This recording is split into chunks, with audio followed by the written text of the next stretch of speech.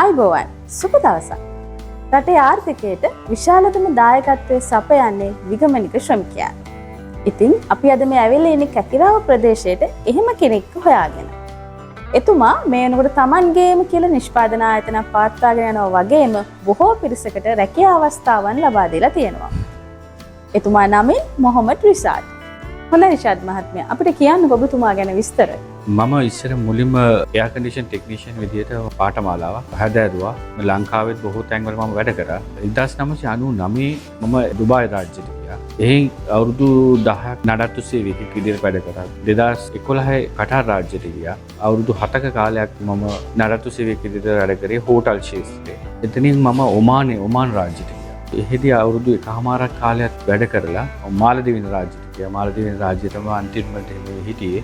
හොඳයි රිෂාඩ් මහත්මයා. ඔබතුමා කිව්ව විස්තර අනුව ඔබතුමා රටවල් කිහිපයක වැඩ කළා තියෙනවනේ. අපිට කියන්නකෝ මුලින් පටන් ගන්නකොට ඔබතුමාට ලැබුණු වැටුප සහ අවසාන වෙනකොට එය කොච්චරක් දක්වා වර්ධනය කරගත්තද?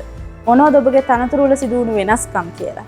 මම මුලින් පටන් ගන්නකොට එක්සත් අරාබි එමිරේත් රාජ්‍යයේ 1999 කාලේ දිරාම් 720ක හා සමාන පඩියක් ගත්තේ. ඒ අතරින් ඉගෙන ගද්දි ප්‍රොමෝෂන්ස් හම්බුණා මට. මම අන්තිමට හිටියේ චීෆ් ඉංජිනේර විදියට මාලදිවයිනේ හෝටල් එක ඩොලර් 4000ක් විතර ප්‍රමාණවත් පඩියක් කොරෝනා ව්‍යසනයෙන් මම ලංකාවට පැමිණියා. ඒ අතරතුරේ මම ගත්ත එක්ස්පීරියන්ස් එක අනුව මොනවද මෙහි ලංකාවේ කරන්න පුළුවන් කියලා මම ගොඩක් අධ්‍යයනය කරා. මට දකින්න හම්බුණා පිට රටවල සාපේක්ෂව ලංකාවේ යෝගට් සහ අයිස්ක්‍රීම් හැඳි පාවිච්චි කරන තාම පැරණි විදියටම ප්ලාස්ටික් විදියට. මේකට විකල්පයක් විදිහට මේක දැව වලින් හදන්න මගේ අදහසක් ආවා.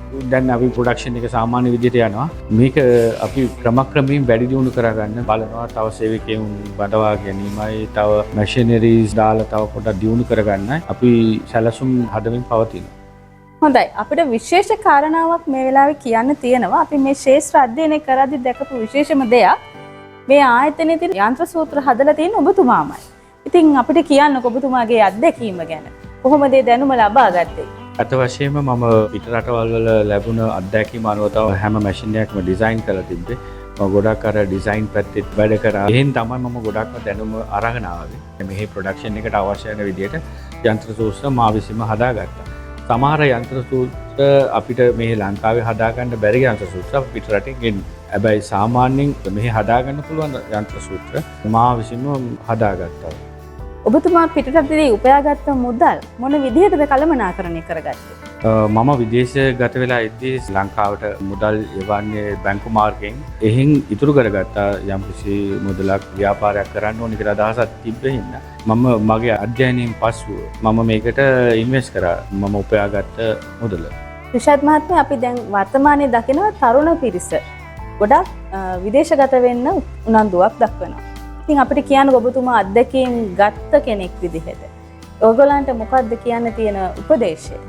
ඔව් මුලින්ම ස්කිල් එකක් හදාගන්න. කියන්නේ වෘත්තීය සුදුසුකමක් තියන්න ඕනේ. එතකොට පිට රටවල හොඳ රැකියාවක් හා හොඳ පඩියකුත් ගන්න පුළුවන් වෙයි. ඊළඟ එක තමයි විදේශ සේවා නියුක්ති කාර්යාංශයෙන් ලියාපදිංචි වෙලා යන්න ඕනේ. ඉතින් ඔයගොල්ලන්ට ගොඩක් දේවල් කියන්නේ ඉන්ෂුරන්ස් එක, එතකොට කන්සල්ටන්සි සර්විස් එහෙම ඔයගොල්ලන්ට සර්විස් ටිකක් ලබා ගන්න පුළුවන්. තවත් වැදගත්ම දෙයක් තමයි තමන් උපයන මුදල හරියට පරිහරණය කරගෙන ඉතුරුත් කරගෙන තමන්ටම කියලා ආර්ථිකයක් හදාගන්න පුළුවන් මට්ටමකට පුළුවන් තරමින් තමන්ගේම බිස්නස් එකක් කරන්න ඕන කියලා තමයි මාත් මේ කියන්නේ හැමෝටම.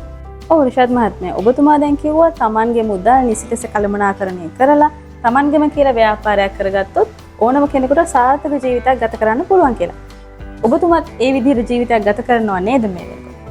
ඔව් මම රට ගිහපු ඉතින් මගේ කියලා ගයක් හදාගත්තා. තමන්ගේ කියලා වාහනයක් ගත්තා. තමන්ගේ ව්‍යාපාරයකුත් තාම කරගෙන යනවා අපි. 15 දිනකට වගේ රැකියාව උදීගෙන මගේ පවුල ළමයිත් එක්ක සතුටින්ම ජීවත් වෙලා ගන්නවා. හොඳයි. අපි අද මේ බැලුවේ රිෂාඩ් මහත්මයාගේ සාර්ථකත්වයේ කතාව.